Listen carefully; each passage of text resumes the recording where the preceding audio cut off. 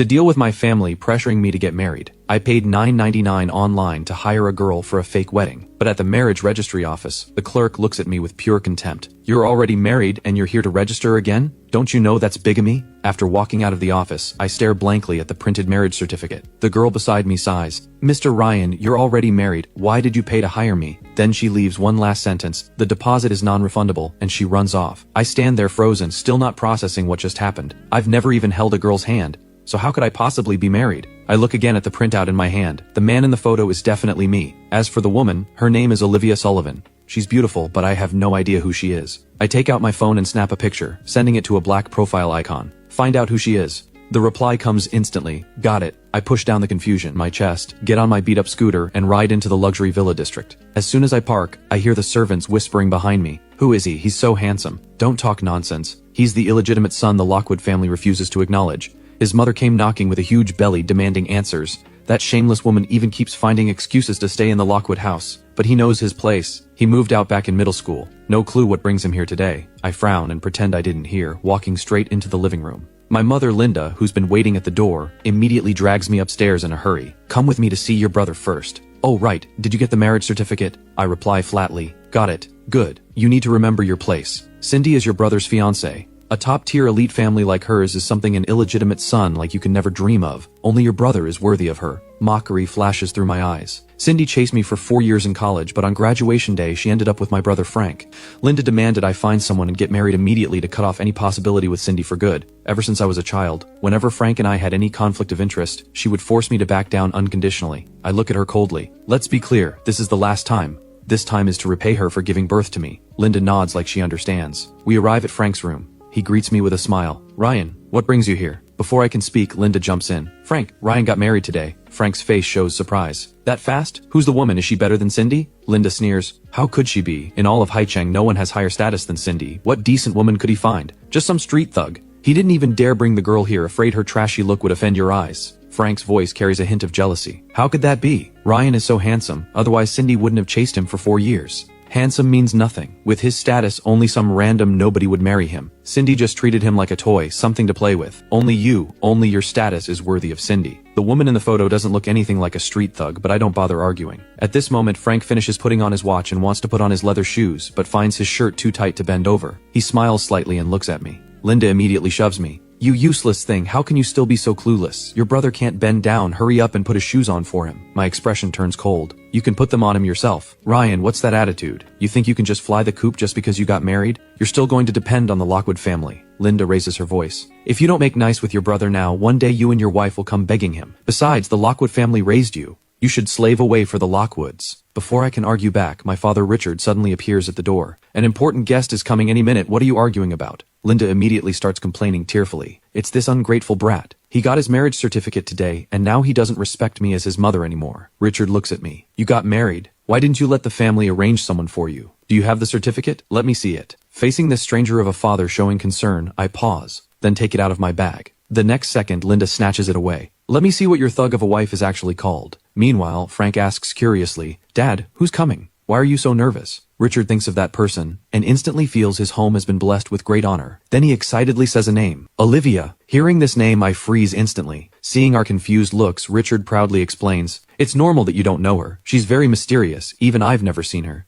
She's Cindy's aunt, only 28 years old, yet she's already become the real person in charge of the Sullivan family. Linda gasps instinctively. Then doesn't that make her a better match than Cindy? After all, the real person in charge of the Sullivan family sounds way better than some eldest granddaughter of the main branch. Richard says irritably, What are you talking about? Miss Sullivan is already married. I narrow my eyes. Married? If the woman on the certificate really is her, then it seems Olivia must know what's going on. Linda feels slightly disappointed. Who's her husband? Even more blessed than Frank? Richard frowns in thought. No idea. They say neither she nor her husband enjoys social events. But today, why is she coming in person? Linda declares firmly, It must be because Frank is too outstanding, catching the attention of the Sullivan family. After saying this, she shoves the unread printout back into my hand, grabs Frank's hand, and laughs with excited mockery. Look at her, she's even more invested in Frank than Mrs. Lockwood, his real mother. Just then, the butler comes upstairs to announce that the Sullivan family is almost here. Hearing this, Richard hurries downstairs. As he passes me, he casually says, You haven't been home in a long time. Stay and have a drink to celebrate. I nod along. I want to stay and see who Olivia really is. Back in the room, Linda looks at Frank, who's about to marry into an elite family with uncontainable joy in her eyes. Over 20 years ago, if Sophia hadn't shown up, the one who would have married Richard would have been her. So she hates Sophia. So as revenge, seeing that Sophia gave birth on the same day as her, she swapped the two babies at the hospital. Now, her own biological son, Frank, has become the young master of the Lockwood family, while I, the real son, became the despised, illegitimate child. After going downstairs, I lean against the shadowy corner by the staircase, staring at the doorway, quietly waiting for the Sullivan family to arrive. After some time, Mrs. Lockwood, Sophia, comes down supported by a servant. She wears a purple cheongsam, her figure thin, radiating a scholarly elegance. The young servant whispers, "Madam, your health isn't good. Maybe you shouldn't come down." Sophia shakes her head between coughs. "No, this is such an important day for Frank. I can't miss it." I watch her back, my eyes full of childlike adoration and reverence. It's almost laughable. In the Lockwood family, she's my only source of warmth. When I was little, Linda often didn't give me food. After Sophia caught her doing this once, she started regularly leaving food for me in the garden. This continued for 12 years. If not for Sophia's kindness, I probably would have given up on myself long ago. Watching Sophia walk further away, hearing her cough echo back from time to time, I frown with worry. Just then, there's a stir at the door. The Sullivan family has arrived. Richard and Sophia greet them at the door. After a brief exchange of pleasantries, they step aside. A group of people sweeps grandly through the door. I immediately spot Olivia. Her face is even more beautiful than in the photo, her aura cold and sharp. Sensing my gaze, she suddenly looks over. That sharp gaze makes my heart skip.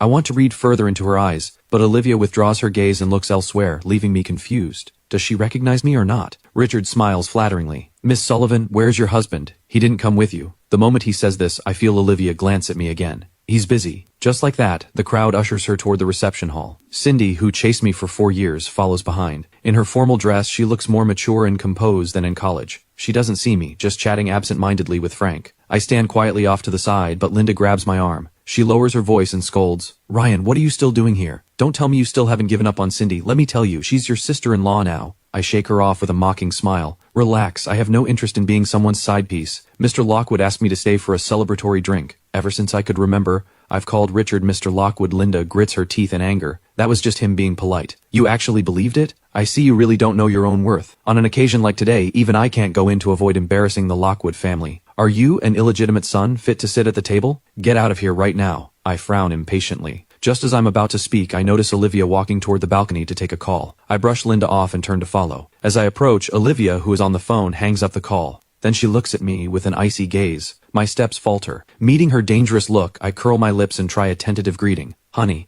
Olivia's eyes stay frigid. I stare directly at Olivia, watching her reaction. But after hearing the word, she only looks at me with even colder hostility, showing zero emotion. Then she turns to leave. I quickly step forward to block her path. "You don't recognize me?" Olivia looks down at me. "Move. Should I know you?" "Sir, I'm married. Please show some respect." I'm a bit dazed. She clearly doesn't know me, yet she says she's married. Could the registry office have made an error? "Excuse me, who is your husband?" "None of your business." Another 4 icy words. I pull out the copy of the marriage certificate and hand it to her. "Miss Sullivan, the woman on this should be you, right?" Olivia's eyes land on the man's name. She sneers. "Mr. Ryan, an original certificate isn't expensive. If you're going to forge one, at least be professional about it." With that, she doesn't return to the living room. Instead, she walks briskly through the small garden toward the parking lot. I chase after her, trying to explain, but 2 bodyguards block me. I shout at her retreating figure, "Miss Sullivan, this certificate is real. If you don't believe me, you can check at the registry office." Olivia gets in her car and drives away. Her personal assistant stays behind. I return to the living room and run right into Frank, who happens to have seen me bothering Olivia. His eyes flicker. Richard is full of worry. "Why did Miss Sullivan leave? Did we not treat her well enough?" Frank clenches his fists, his tone hesitant. "I saw Ryan bothering Miss Sullivan. She left in anger and left a message saying you should better discipline your family." "Ryan acting like this, will the Sullivan family think we have no manners?" Richard's face instantly darkens. Meanwhile, I lose track of Olivia on my scooter. Just as I'm frustrated, my phone suddenly rings. I answer and a female voice comes through. "Boss, I found the info on Olivia. Olivia is the second daughter of the Sullivan patriarch. Rumor says she's cold and ruthless, which is why she was sent abroad as a child. Everyone assumed the Sullivan family would go to the eldest son, meaning Cindy's father. But no one expected Olivia to suddenly return last week. No one knows what ruthless tactics she used, but she forced Master Sullivan to step down and took direct control of Sullivan Group." I frown. "Find her contact information and schedule. I'll go find her later." After hanging up, I rub my temples. This is getting complicated. Given Olivia's status, seeing her isn't easy. I shouldn't have run my mouth today by calling her honey, scaring her off. I sigh, start up my beat-up scooter, and head home slowly, leaving the bustling city center behind and arriving at an urban village in the suburbs. When I moved out of the Lockwood house back in middle school, I didn't have much money, and could only rent an old house here. Later, I got used to it, and never moved. Just as I'm about to turn the corner toward home, an old lady in her 80s or 90s suddenly darts out into the road. I slam on the brakes, almost hitting her. At first I think she's a scammer, but I quickly notice she's dressed elegantly. Around her neck hangs a tag with a contact number on it, and a note at the bottom. If this person is lost, please call the number. A generous reward will be given. Clearly, the old lady has Alzheimer's. I immediately take out my phone and type in the number on the tag, but the dazed old lady suddenly grabs my wrist, her eyes lighting up. Grandson-in-law, you're my grandson-in-law. My mouth twitches. Single for 22 years, how did I get another wife today? I find it amusing and ask casually, Grandma, who is your granddaughter? What's her name? Oh right, her name is, what was it again? The name she just remembered slips away the moment she tries to say it. The old lady looks anxious, her mouth opening and closing, unable to get the words out. Grandma, don't worry, it's okay if you can't remember. I comfort her and then dial the number. On a street not far away, Olivia sits in a car with a grim expression. Beside her, her subordinate Liam doesn't even dare to breathe. It's my fault for not watching her properly. I let old Mrs. Sullivan get lost. Olivia says nothing, radiating cold fury. Old Mrs. Sullivan is usually out of it most of the time.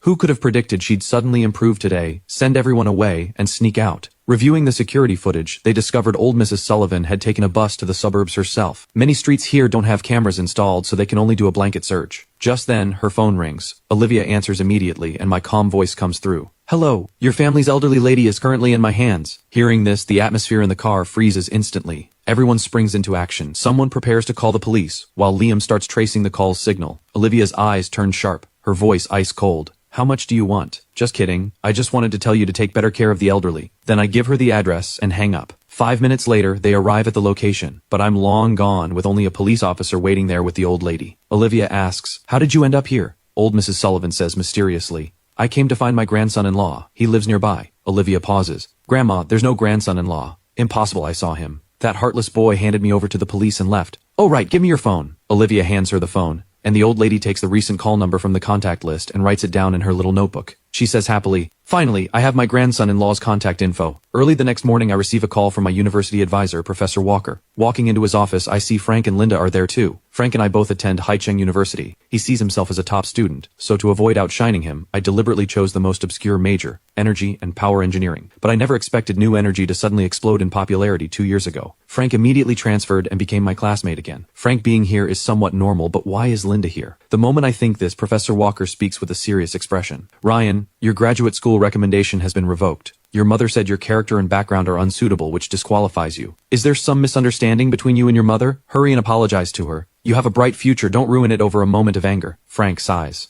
Professor Walker, Ryan's mother is doing this for his own good. He turns to me. You offended Miss Sullivan. She announced she'd make you disappear from Haicheng. It takes me a moment to realize Miss Sullivan refers to Olivia, but I only said a few words to her. Besides, when she left yesterday, she didn't seem angry at all. On the other hand, Frank is a habitual liar. While I'm thinking, Frank walks up to me. Ryan, Dad bought you a plane ticket. He wants you to go abroad to lay low, otherwise even the Lockwood family can't protect you. Mockery flashes through my eyes. Isn't he just afraid I'll drag the Lockwood family down? Seeing I won't take it, Frank pulls out a bank card. Are you worried about how to live abroad? This has 50,000 yuan on it. It's living expenses from me personally. Use it for now. If it's not enough, I'll give you more for my allowance later. The young master of the Lockwood family only has 50,000 yuan? I find it laughable. Linda suddenly snatches the bank card. Frank, what are you doing? The Lockwood family buying him a plane ticket is already more than generous. She glares at me and commands, pack your things and leave the country immediately. I've already filed your withdrawal from school. I look at her coldly. What gives you the right to make decisions for me? Because I'm your mother. Besides, with your grades, you probably can't even graduate. You might as well go work abroad and make money sooner. Professor Walker can't help but speak up. Ryan's mother, you've misunderstood. Ryan during his time at school.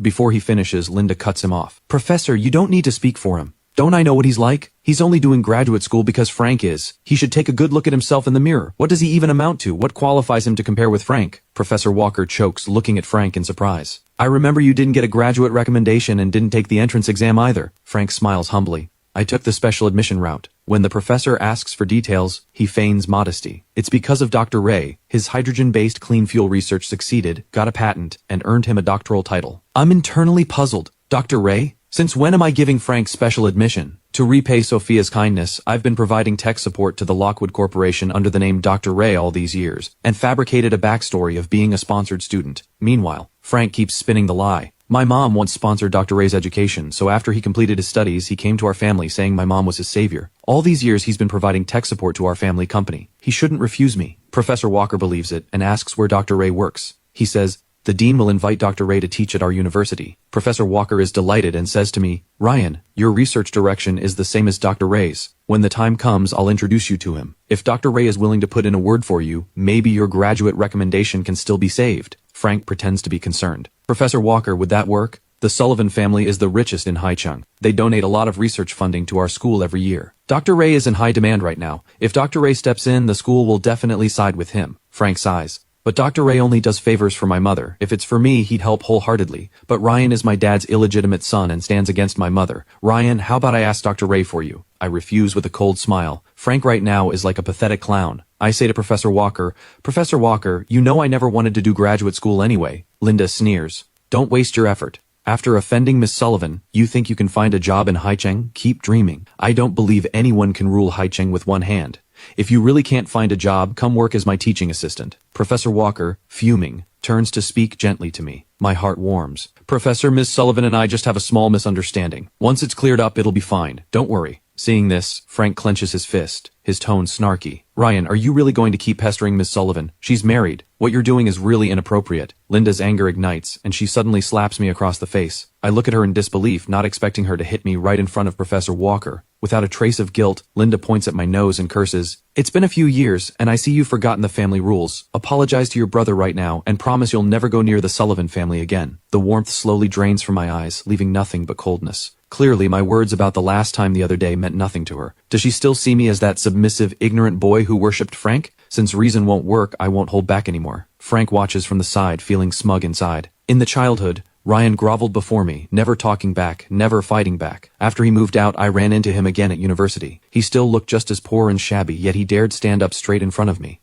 A few years without a beating, and he's forgotten his place. Today, let Linda teach him a real lesson. Just as Frank thinks this, I walk slowly up to him. Just as he curls his lips, thinking I'm about to apologize, I suddenly look up and punch him hard in the face. Frank's head spins, momentarily stunned. Linda rushes over, screaming, Ryan, how dare you hit him? I whip my head around, radiating killing intent. Linda freezes in place, shocked by my expression. What are you going to do, you ungrateful brat? I'm your mother. Are you going to kill me? My voice turns icy, each word slow and deliberate. You weren't a kind mother, so don't blame me for being an unfilial son. Don't interfere with my life anymore. If you do anything to me again, I'll repay it twofold on Frank. I withdraw my gaze and bow deeply to Professor Walker, thanking him for taking care of me these 4 years, and saying I'll be back once things are resolved. After leaving those words, I turn and leave without hesitation. Only after I disappear from the room does Linda slowly come back to her senses. The moment I step out of the school gate, Jenny calls me. Boss, I figured it out. I know why Olivia tells everyone she's married yet doesn't recognize you. The Sullivan family looks glorious on the outside, but a family that big has had brutal internal struggles these past few years. Master Sullivan favors the eldest son's family and wants to hand the Sullivan family over to the main branch. Olivia, as the youngest daughter, has been suppressed all along. A few years ago, Master Sullivan picked some unreliable men for Olivia and tried to arrange a marriage.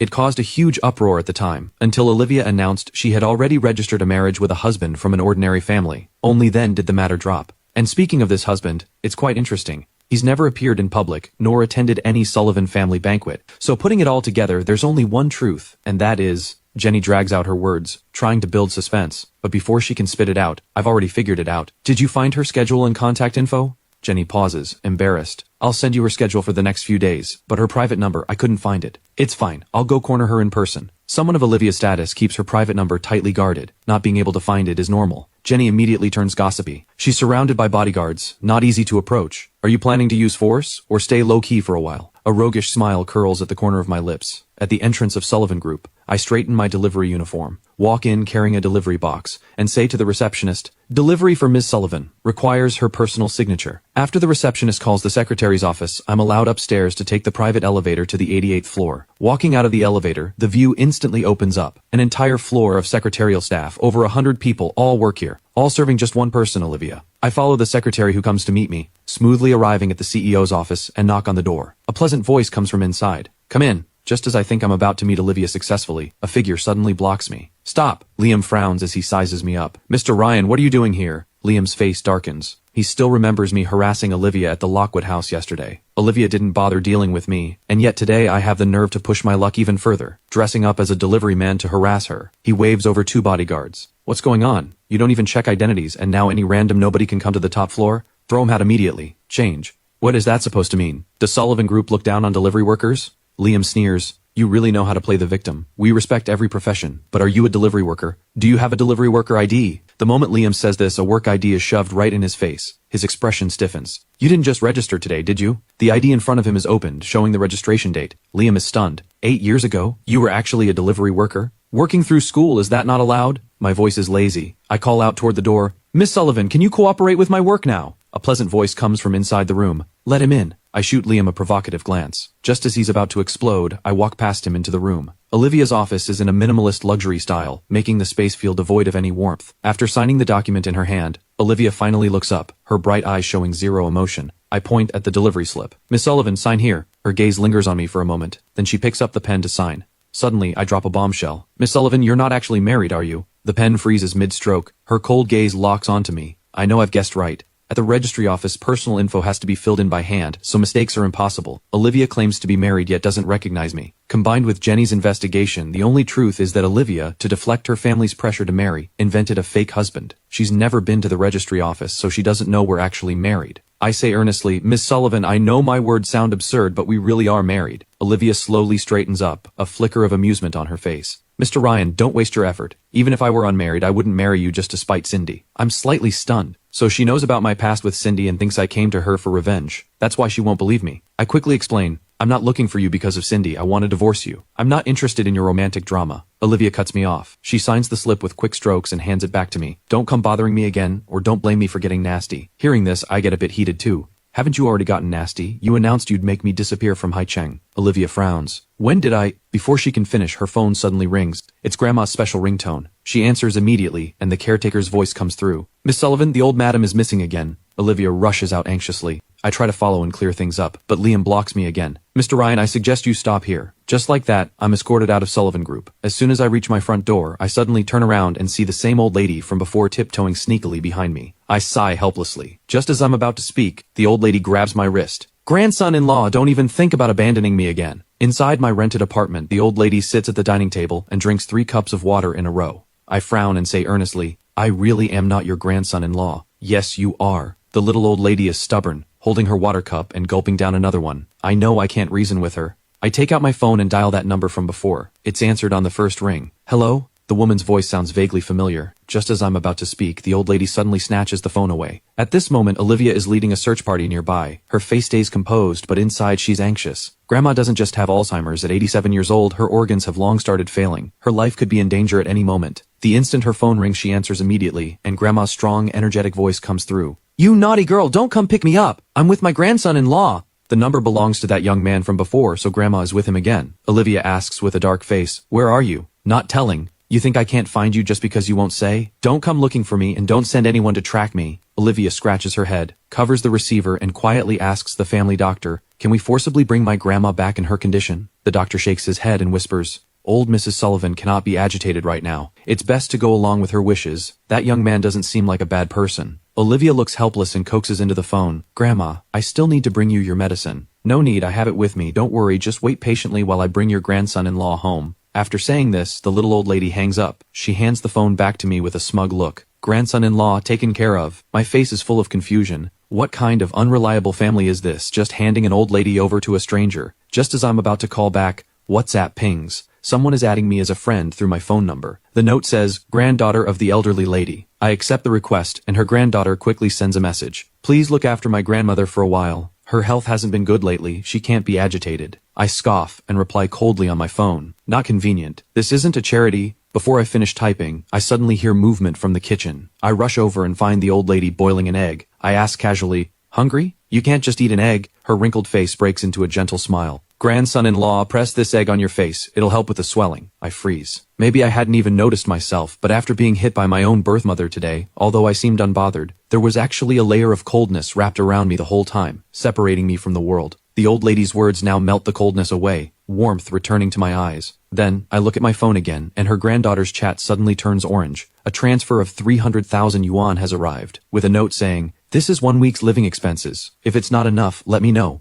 I look at my unfinished message and rewrite it. Fine. I don't understand why I'm suddenly meddling in this. I tell myself it must be because she paid too much. Meanwhile, at the Lockwood house, Frank's cheek is swollen high, the fist mark clearly visible. Linda lowers her head. That brat, he must be jealous that you're going to marry Cindy. When your father gets back, I'll have him punish Ryan severely. Just then, Sophia comes downstairs, dragging her sickly body. Her voice is weak but her tone is firm. Ryan isn't that kind of person. You must have done something to provoke him first. Seeing this, Frank, though unwilling, changes his approach. Mom, could you invite Dr. Ray to serve as a professor at Haicheng University? Sophia immediately refuses sternly. Frank, you can't leverage past kindness for personal gain. Besides, Dr. Ray has already done more than enough for our family's company over the years. Frank isn't surprised at all. Haicheng University is the best university here. Maybe Dr. Ray wants to go himself. We could just help connect him with the school, just consider it repaying him for all these years of help. Sophia finds this reasoning sound, so she takes out her phone and opens WhatsApp. I'll ask him then. Frank sits beside Sophia and says, Dr. Ray has done so much for our family. Any debt of gratitude has long been repaid. Shouldn't we host a banquet for him? Then you can ask him in person. Wouldn't that be better?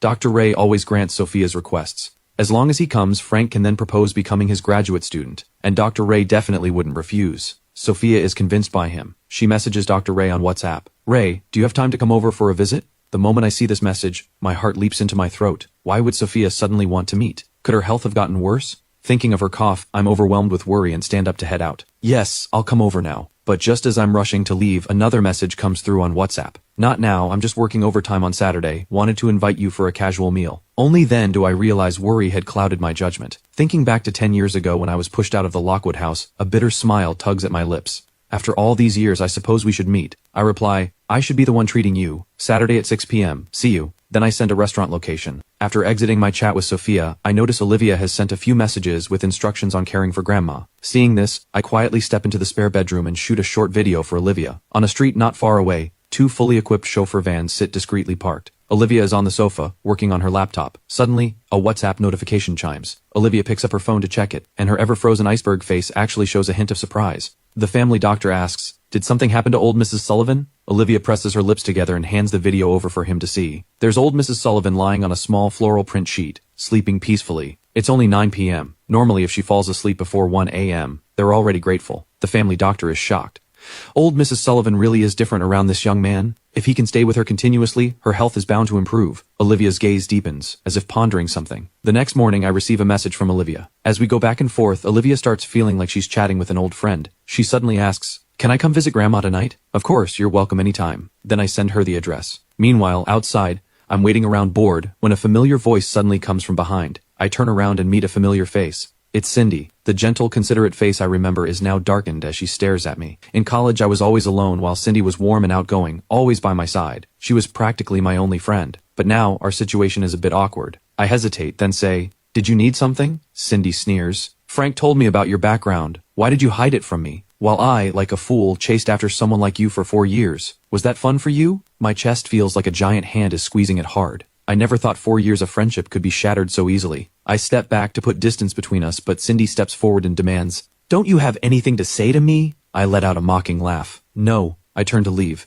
Since she looks down on my background, this friendship isn't worth keeping. My decisive attitude irritates Cindy for some reason. Seeing me walking further away from her, she grabs my wrist without thinking. You can't leave. I turn to look at her. Anything else? Cindy's face tightens, anger rising in her chest. She doesn't understand. She's the one who let go first. How is it that now it feels like she's the one being abandoned? Then I hear her mocking voice. Still working a side job here, so you haven't found a real job yet, right? Why don't you come be my personal assistant? I shake off her grip and coldly refuse. I'm afraid I'm not qualified. But Cindy persists. You don't have to do anything. I have an apartment near my office. You just need to live there and serve my daily needs. 50,000 yuan a month. Is that enough? My eyes turn cold instantly. You want me to be your kept man? Cindy scoffs. You're definitely qualified for that. After all, your mother was a side piece herself. You've been steeped in it since childhood. Call it a family tradition. I'm sure you'll be a pro. Hearing this, I throw her to the ground and look at her coldly. Enough. But after standing up, she laughs instead of getting angry. I'll give you time to think it over. Change your mind. Come find me anytime. After leaving these words, Cindy walks away. I laugh at myself bitterly. That evening, Olivia leaves work on time and arrives at the old suburban neighborhood, carrying medicine in her hand. She knocks on the door at the WhatsApp address. Seeing Grandma looks healthy, only then does Olivia look around. Although it's just a 60 square meter 2-bedroom apartment, it's clean and cozy. But the sound of running water comes from the bathroom. Someone is showering. Olivia withdraws her gaze as if shocked. The family doctor follows behind her, about to enter, when she stops him. Give me the equipment. Wait in the car. Olivia quickly checks Grandma's blood pressure, blood sugar, heart rate, and so on. Maybe because Grandma slept well last night. All the readings are remarkably healthy. Old Mrs. Sullivan proudly, My grandson-in-law takes such good care of me. Seeing is believing. Olivia finally relaxes. Her gaze drifts toward the bathroom one more time before she finally packs up the equipment. Since you're fine, I should be going. Old Mrs. Sullivan is taken aback. You're not staying for dinner? My grandson-in-law cooks really well. It's not convenient. Olivia sets down the medical equipment. Leave this here. Old Mrs. Sullivan's eyes shift. Take it away. My grandson-in-law doesn't know how to use it, and I don't want Dr. Fang coming here. I want you to come check on me every day. Just as Olivia is about to say something, the water in the bathroom suddenly stops. She immediately stands up, grabs the medical case, and rushes out flustered. I'm leaving. I'll come back tomorrow. The moment the door closes, I walk out of the bathroom fully dressed. Where's your granddaughter? She left and she said it was not convenient. She's just too proper, always pulling that long face. Grandson-in-law, is that why you don't like her? She can change those things. I'm not your grandson-in-law. Yes, you are. I feel utterly helpless. Over these past 2 days, I've found the old lady incredibly sweet, always going along with whatever I say, except on this one matter where she's completely stubborn. A few days later, the old lady suddenly says she wants to go home to get some clothes, so I message the granddaughter and ask for the address. But the moment I open the location, I freeze. Estate number 1. Isn't this the Sullivan family compound? The most famous wealthy district in Haicheng. I thought the little old lady lived in one of those smaller villas. I didn't dare think it could be the Sullivans. But after arriving at the destination, I look up at the imposing antique-style black gate carved with exquisite patterns and ask hesitantly, Grandma, is this your home? The little old lady looks drowsy, her eyes a bit blank. Grandson-in-law, I can't remember. Helplessly, I message the granddaughter. She replies instantly, wait there, I'll be right over. Not long after, a luxury car stops in front of us. Frank and Linda get out of the back seat and rush toward us. Linda's brow knits tightly. Ryan, it really is you. What are you doing here? She came today as Frank's chaperone to visit the Sullivans. From a distance, she had spotted someone lingering at the Sullivan gate. She never expected it to actually be me. Frank looks at the closed Sullivan gate. Ryan, are you here harassing Miss Sullivan again? The moment he says this, Linda explodes. You worthless animal, don't you know what today is? Get out of here right now. If you ruin Frank's engagement, I won't let you off. Although I'm sick of them with the old lady here, I don't want to clash. So I suppress my annoyance and explain, I'm bringing an elderly lady home. We took a wrong turn. Frank blurts out instinctively, is this your wife's grandmother? How could she live in this neighborhood? I shoot back, why couldn't she? Linda starts cursing at me viciously. Stop pretending, like your dirt poor wife's grandmother could live here. She turns to the little old lady. Hey old hag, tell me then, which villa number do you live in? I frown and am about to speak, when the little old lady suddenly stands up. I remember now. I live here. Grandson-in-law, come home with me. She pulls my hand and walks toward the Sullivan gate. The gate is still about 100 meters away, but we barely take 2 steps before Frank speaks up. Ryan, you found all these excuses just so you could use the old lady as a shield to get into the Sullivan house. My footsteps falter, and I look sharply ahead at the Sullivan estate. When I saw this imposing gate, I had a vague suspicion in my mind, but I simply can't connect the polite granddaughter on WhatsApp with the cold, ruthless Olivia. Maybe the little old lady is mistaken. Just as I'm about to confirm, Linda suddenly charges forward and reaches for the little old lady. I won't let you cause trouble at the Sullivan house. I'm startled. With one hand I shield the little old lady, and with the other I grab Linda and shove her away forcefully. What do you— Linda staggers back. After steadying herself, she starts cursing furiously. You ungrateful brat! How dare you hit your own mother for this old hag? I'm calling the police. I ignore her and quickly look at the little old lady. She has never been cursed at like this before. Sure enough, she's trembling all over with anger, her hand pressed to her chest, her body shaking uncontrollably. I quickly support her and immediately pull the emergency heart pills from her pocket. But when I open the bottle, it's empty. My pupils contract. The old lady is very frail. Unless absolutely necessary, manual CPR is not advisable. Medication is best. I snap my eyes toward the gate. The Sullivan family must have the medicine. Even if the old lady isn't a Sullivan, she's their guest. They wouldn't leave her to die. I lift the old lady up, but Frank grabs my arm forcefully. Ryan, don't do this. The Sullivans won't let you in. He looks at the little old lady, a sinister glint flashing in his eyes. At this moment I feel I'm about to lose my mind. Towering rage churns in my eyes. I kick him to the ground, but the next moment my leg is tightly gripped. Linda sits on the ground, shamelessly clinging to me with all her strength. I'm trembling with fury. With the little old lady in my arms, I can't break free for the moment. Just then, a black car slowly pulls up. Olivia steps out and demands sharply, "What are you all doing?" Frank quickly speaks up. "Miss Sullivan, it's Ryan. He insisted on bringing a dying person to the Sullivan estate to pull a scam. It's my fault for not stopping him." Hearing this, Olivia sees that the person I'm holding is her grandma. Her pupils contract sharply, and she strides toward us. Grandma is the person closest to Olivia, but her health has been declining for years, and Olivia is clearly panicking to the extreme. I don't have time to explain. I quickly say, "The old lady is having a heart attack. The pills she carries just ran out. If we get her medication in time, she'll be fine." Olivia presses her lips together, takes her grandma from me, and rushes into the Sullivan estate without looking back. I can't follow because Linda is still clinging to my leg. Frank is still suspicious about the old lady's identity, but Linda lets go of me, dusts herself off, and sneers. So that's what he's banking on, bringing that old hag to crash the Sullivan gate. Just then, the Sullivan gate opens and Cindy walks out. Frank's face turns ingratiating. Cindy, you should have waited for me at the parking lot. Why did you come all the way to the gate? Cindy forces some tenderness. I was afraid you'd get lost on your first visit. Then she turns to me, and her tenderness instantly turns to icy malice. Ryan, are you here because you've changed your mind? I keep a straight face and stay silent. If you changed your mind, you could have just called. Who said you could come to the Sullivan estate? Can an illegitimate son like you even step through this gate? Cindy lets out a cold laugh. But if you really want to go in and take a look, that's possible too. Cindy, you're misunderstanding, Frank cuts in.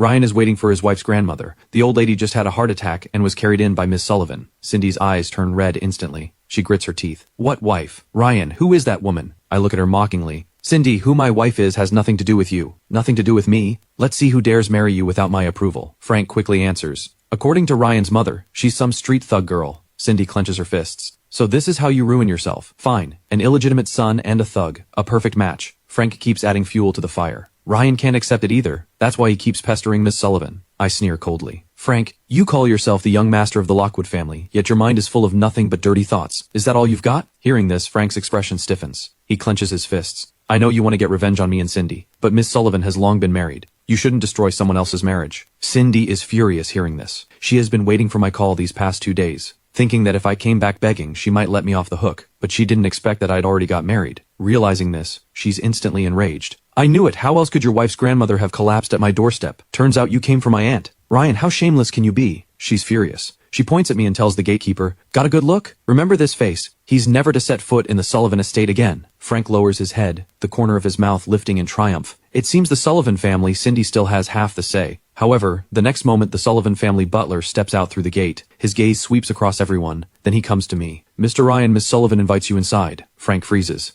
Cindy stares in shock. I raise my head and look at the gatekeeper with a half smile. So, can I go in now? The gatekeeper cautiously glances at Cindy, then opens the gate without hesitation. He knows clearly who really runs the Sullivan family. After entering the house, Cindy and Frank follow behind. Linda glares at me. Miss Sullivan probably just wants you to pick up your grandmother. Once you've got her, be smart and leave quickly. Don't go dirtying the Sullivan's carpet. With these words, the group enters the living room together. They immediately see old Mrs. Sullivan sitting in the main seat on the sofa. The little old lady glares. You wicked woman, who are you calling an animal? She's changed into luxurious clothing, but her complexion still looks poor. Olivia sits coldly to her left. Linda stands frozen in place. Frank's legs go weak, and he nearly collapses to the ground. Luckily, Cindy catches him. What's wrong? Frank's hands are trembling.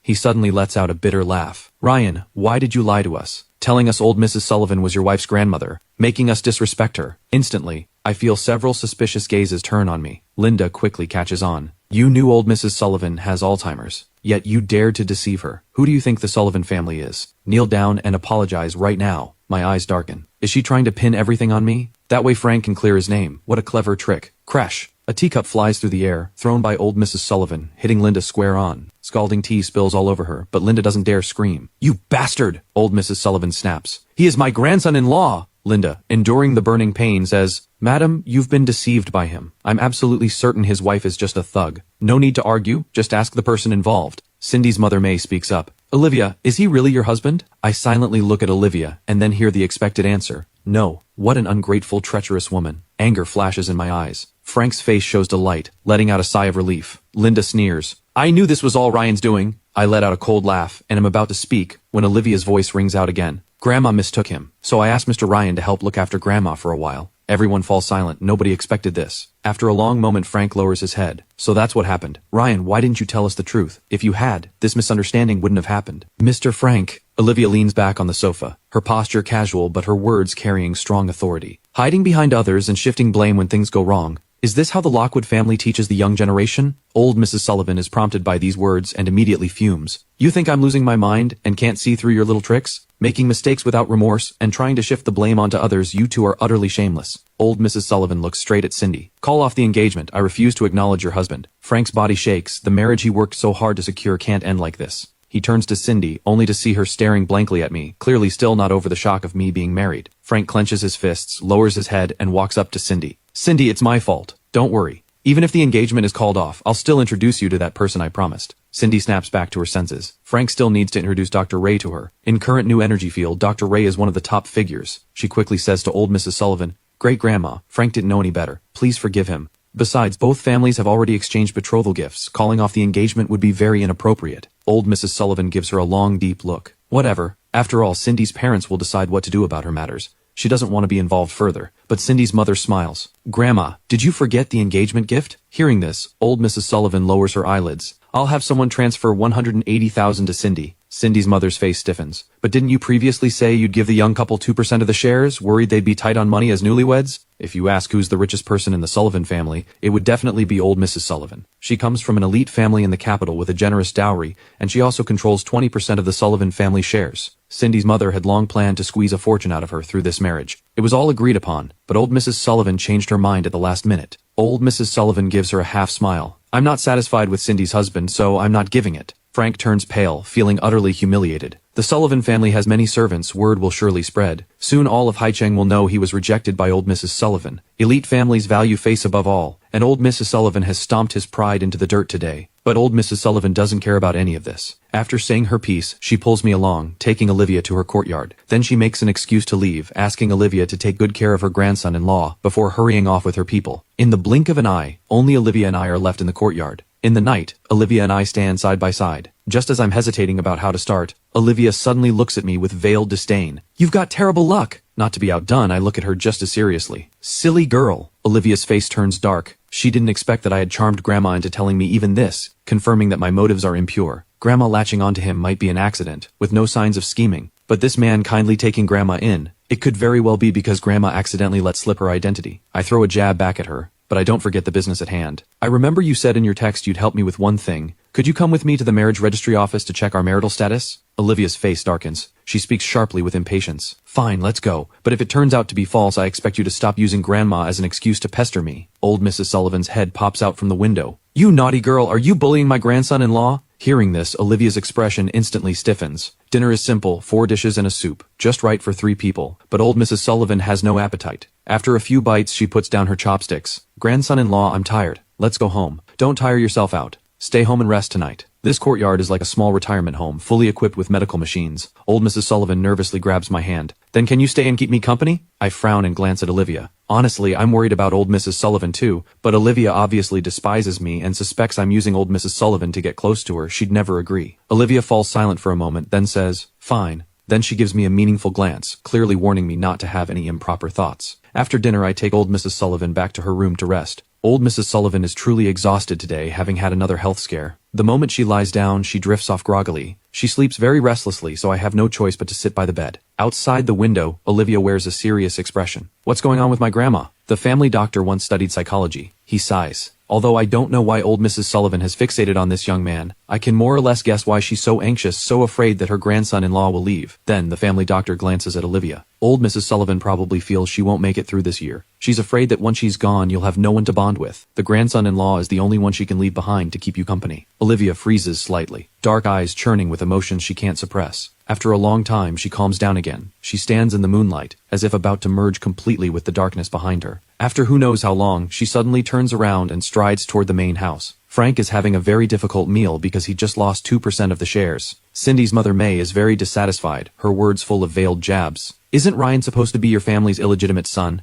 How is it that he can charm old Mrs. Sullivan but you can't? Frank can only lower his head and apologize. Auntie May, I'm not as sweet-tongued as Ryan when it comes to flattery. May sneers. I don't care what method you use, you'd better get those 2% shares back for me, or forget about marrying into the Sullivan family. Frank can't voice his frustrations. He finally finishes dinner. He's finally able to take his leave, but before he can go, Olivia returns. The moment she walks in, she brings overwhelming pressure into the room. Her gaze sweeps over the lavish dinner, and her expression grows even darker. Grandma didn't eat anything tonight, yet you're all here enjoying yourselves. May catches her expression and doesn't dare speak. Cindy's father, Eric, frowns and asks, Olivia, what brings you here? Olivia ignores her nominal elder brother and turns her gaze to Frank. Since the engagement hasn't been called off, he's now considered part of the Sullivan family, right? Since he's a Sullivan, he must follow the Sullivan rules. He disrespected an elder today. His punishment is to kneel in the ancestral hall for a whole night. Olivia waves to the people behind her without waiting for a response. 2 bodyguards walk up to Frank. Mr. Frank, please. Frank looks pleadingly at Cindy, but she clearly doesn't dare defy the head of the family. He takes a deep breath and has no choice but to follow the bodyguards. Just before leaving the room, he hears Cindy ask, Auntie Olivia, what about Ryan? Did he leave? Then comes Olivia's warning reply. He's my guest. He's staying at the Sullivan estate tonight. Frank follows the bodyguards to the ancestral hall. Lady Olivia said you 2 aren't married yet, so you can't enter the Sullivan ancestral hall. Kneel outside.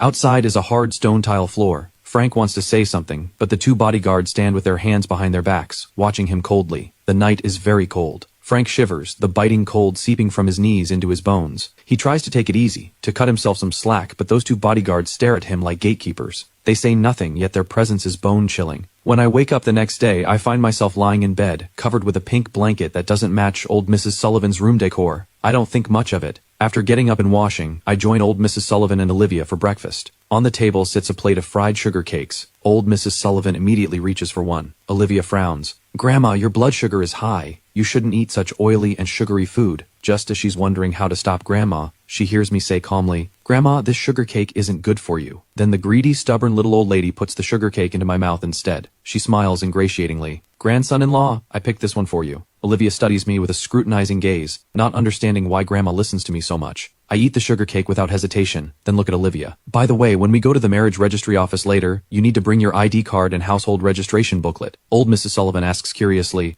"What are you going to the registry office for?" "We lost the marriage certificate." But to our surprise, the moment I say this, old Mrs. Sullivan speaks up. "It's not lost." She hurries into the bedroom and quickly brings out 2 red marriage certificates, handing them to Olivia and me. I stare at the marriage certificate in my hand in shock, suddenly realizing old Mrs. Sullivan called me grandson-in-law the very first time we met. She has known all along that we were married. I feel like I've grasped a thread of the truth. I immediately ask, "Grandma, why is this marriage certificate with you?" Old Mrs. Sullivan freezes, her eyes becoming a bit hazy. "I can't remember." "Then how did Miss Sullivan and I get married?" Old Mrs. Sullivan keeps shaking her head. "I don't remember." I'm getting a bit anxious. "Grandma, think harder." "Enough," Olivia snaps in a low voice, stepping forward to block me from old Mrs. Sullivan. She looks at me with cold detachment. "Ryan, this certificate is real. Next, are you going to say there's no need to go to the registry office? So this was your goal all along. First you used the legitimate pretext of going to the registry office to pester me, then trick Grandma into producing this fake certificate to make her believe it." I sense a faint killing intent in her tone, and I find it utterly baffling. "We don't have to go today after all. Divorce isn't something you settle with one trip to the registry office. For 2 years we've been legal spouses with many asset division issues, so we need to sign a divorce agreement first." "No." Olivia finishes and watches me carefully, only to see me pause briefly before reluctantly saying, "Suit yourself. Is his acting just this good, or is this marriage certificate actually real?" Olivia suddenly feels uncertain. She simply picks up the marriage certificate and heads out first. "Wait for me in the parking lot." I smile reassuringly at old Mrs. Sullivan. As soon as we reach the parking lot, I see Linda supporting a pale-faced Frank. Seeing me come out, she rushes over indignantly. "You must help your brother.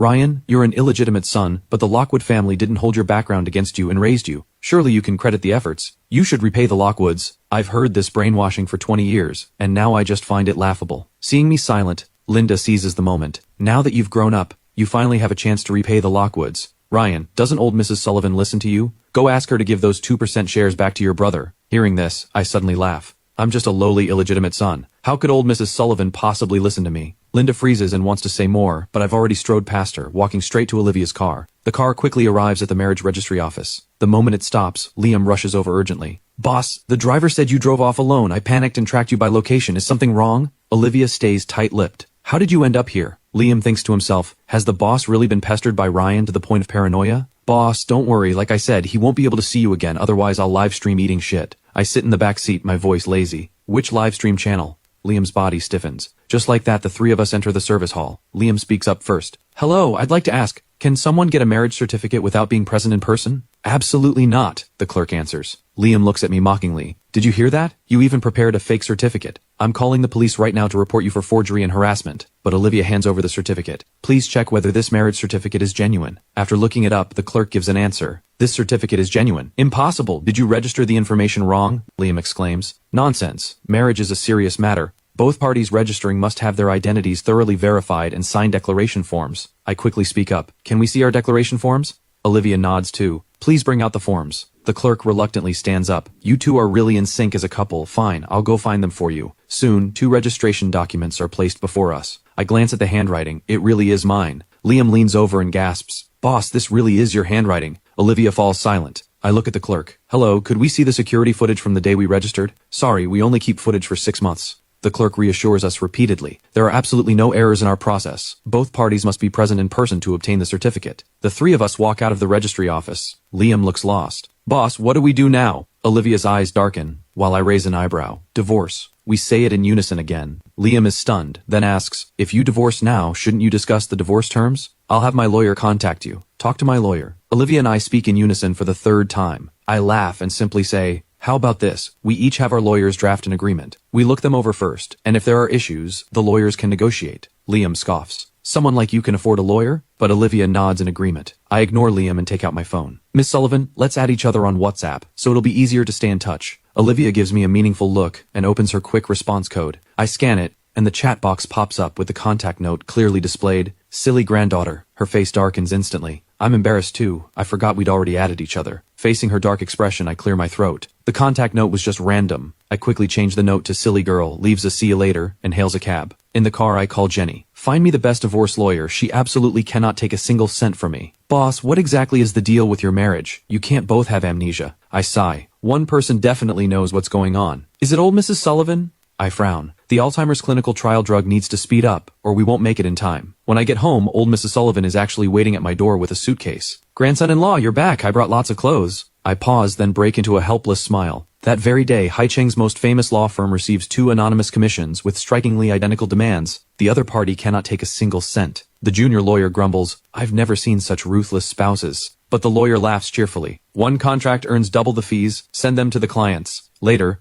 Olivia receives my divorce agreement in her office. Just as she opens it, Liam pushes the door open. Boss, the investigation results are in. Mr. Ryan only discovered you two were married a few days ago when he went to register. There's a lot of missing information about him from after he left the Lockwood family these past few years. Very strange. Olivia thinks for a moment. So you still think he's somehow involved in this? His purpose remains unclear, and Dr. Ray is elusive. We still haven't reached him. Olivia stays silent. She doesn't know that the Alzheimer's clinical trial drug is exactly what I'm developing. That evening, Olivia asks me to come downstairs and hands me the agreement. I have no objections. Sign it. She expected me to refuse, but I sign without hesitation. Let's divorce tomorrow. So soon? I'm dying inside. After all, my company is waiting to go public. See you at the registry office tomorrow morning. Just as we're talking, old Mrs. Sullivan actually comes downstairs. Her face pale, her voice trembling. You're getting divorced? The moment she says this, her eyes close and she collapses to the ground. Outside the hospital room, the doctor gives a stern warning. Old Mrs. Sullivan cannot take any more stress. Absolutely do not upset her again. Olivia sits on the bench, her hands trembling uncontrollably. When old Mrs. Sullivan wakes up, she looks at me with a raspy voice. Grandson-in-law, I dreamed that you and that naughty girl wanted to divorce. That's not true, is it? I stay silent, but Olivia speaks up. It's not true. Then no divorce. Give me your household registration booklet and marriage certificate. Yes. Olivia agrees to everything. Old Mrs. Sullivan looks at me again. Grandson-in-law, what the naughty girl said is true, right? Remembering the doctor's instructions, I'm silent for a moment. It's true. That night, I sit on the sofa working on English research materials.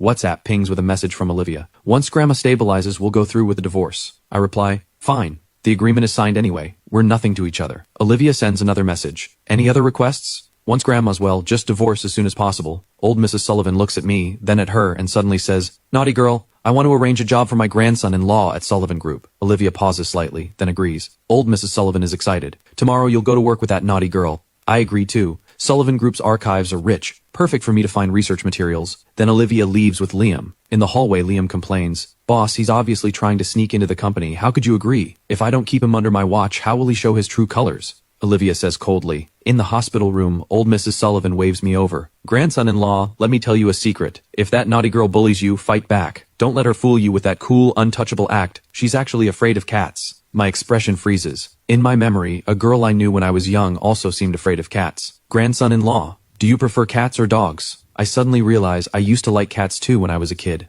But an older girl didn't like them, so I stopped liking them too. I quickly compose myself. Why is old Mrs. Sullivan asking this question? The next day, on the top floor of Sullivan Group, a cute puppy wags its tail and circles around me. Liam is speechless. The job old Mrs. Sullivan arranged for Mr. Ryan, why is it taking care of this little puppy? Olivia doesn't quite understand either. My job is literally playing with a dog? This is absurd. She commands, take them to the new energy R&D department, team 1 for onboarding. This was already arranged. The new energy R&D department is the future of the company. She's placing me there to see what slip-ups I might make. I don't mind. I pick up the puppy and follow Liam. Does it have a name? Old Mrs. Sullivan wants you to give it one. I glance at Olivia's dark face. Let's call it Kitty. The new energy R&D department is on the 38th floor. In the elevator, Liam says, Mr. Ryan, most of the staff in Sullivan Group's R&D department are PhD students. The lowest are master's students from top universities. You're the first undergraduate. Learn well from your seniors here. It'll greatly benefit your future. The boss arranged this specifically for you. Of course, no need to be eternally grateful. It's the boss's reward for you keeping old Mrs. Sullivan happy. My mouth twitches. Truly, there's no need. By the way, your relationship with the boss, she doesn't want it made public, to avoid any drama once you divorce. I glance at him. Coincidentally, I have the same concern. Liam is stunned that this guy actually has the audacity to look down on his boss. The first day at work is easy. No one assigns me any tasks, so I happily play with Kitty in the office. After he falls asleep, I get up and close the door, heading straight for the archives on the 60th floor. Only by developing the Alzheimer's specialty drug, and having old Mrs. Sullivan recover enough to remember the past, can I finally understand what this bizarre marriage is all about. The books here cover top-tier knowledge from every field, some even unavailable to outsiders. I feel a faint thrill. On the top floor, Olivia receives a text from her grandma whose WhatsApp display name has been changed to Grandma Who Can't Be Stressed. Naughty girl, eat lunch with your grandson-in-law today. Remember to send me a photo of you two dining intimately. Olivia sighs helplessly and presses the call bell. Liam, prepare 2 lunches and send them up. She messages me, but I don't reply for a long time. On the 60th floor, I'm searching behind rows of bookshelves and I don't notice that Cindy is staring at me. I'm so absorbed in searching that when I step back, I bump into someone. Sorry. I turn around only to see Cindy staring at me with a complex expression. Ryan, are you going to all this trouble to please great-grandma just to get close to Auntie Olivia? My expression turns cold instantly. None of your business. Auntie Olivia has never been interested in men all these years. Don't think you can seduce her with that face of yours. She's not that shallow. Look,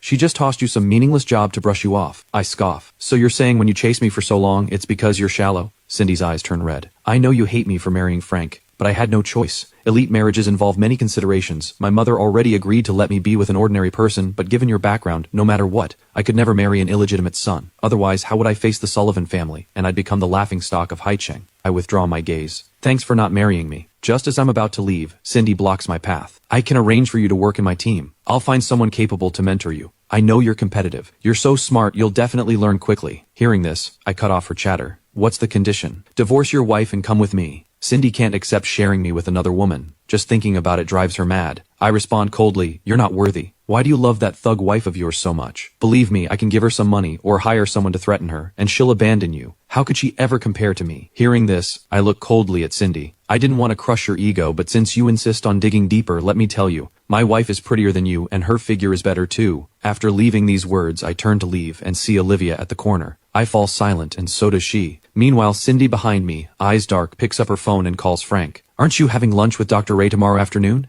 Take me with you. Olivia lunch with me to bring me to the top floor. We enter Olivia's office and she points to the dining table beside us. You eat first, I still have some work. I feel a bit guilty. From her demeanor, she probably didn't hear what I said earlier, right? While I'm thinking this, I hear the sound of a phone camera. Olivia calmly takes a photo and sends it to Grandma before walking over. I know the purpose of the photo, so I don't ask. I just look at the table making small talk. Miss Sullivan, your lunch is quite lavish. Olivia sits across from me, elegantly picking up her chopsticks. After all, good nutrition is needed to maintain a good figure. I freeze, my face flushing. My gaze sweeps over her pale skin. I awkwardly pack up a portion of food. Miss Sullivan, I just remembered I haven't fed Kitty yet. I should head out. Thanks for the lunch. In a great mood, I leave with a lunchbox. After work, Olivia calls her grandma. Where are you? At the hospital. This afternoon I suddenly had chest pains again, so I want to stay a few more days. Naughty girl, are you coming to stay with me tonight? If not, just let me lie pitifully alone in the hospital.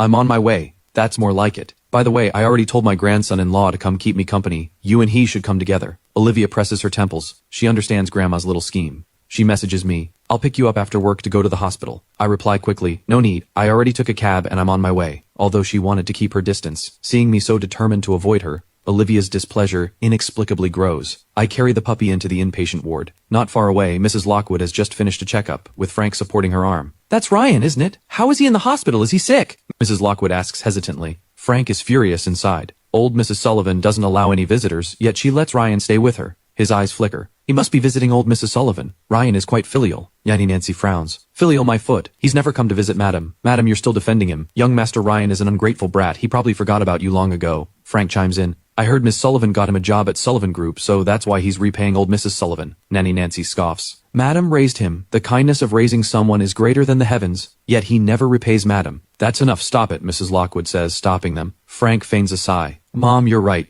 But some people do repay even the smallest kindness with great generosity, like Dr. Ray. Mom only gave him a bit of money, yet he's helped our family so much over the years. 3 years ago, when the company nearly went bankrupt, Dr. Ray directly gave us a technology patent, which saved our company. Nanny Nancy nods. Compared like this, Dr. Ray is so much better than Ryan. I'd also like to know what kind of person Dr. Ray really is. Mom, take me with you tomorrow. Mrs. Lockwood smiles and pats his head. I'll take you. This scene is witnessed by me, sitting on the sofa in the very important person hospital room. My gaze follows Mrs. Lockwood, her face showing an unhealthy pallor. Frank whispers something beside her and Mrs. Lockwood nods helplessly. They look intimate together. Only when they get in the car do I reluctantly withdraw my gaze. Turning around, I find old Mrs. Sullivan standing behind me. Grandson-in-law, who is that person? She looks so familiar. My expression softens, and just as I'm about to speak, her eyes suddenly light up. I remember. She's your mother. You look so alike. I pause slightly. Actually, aside from face shape, my features don't resemble Mrs. Lockwood at all. The only thing alike is that cold, detached air. After leaving the Lockwood family, I would subconsciously mimic her demeanor, picking up a bit of her aura. I look at old Mrs. Sullivan.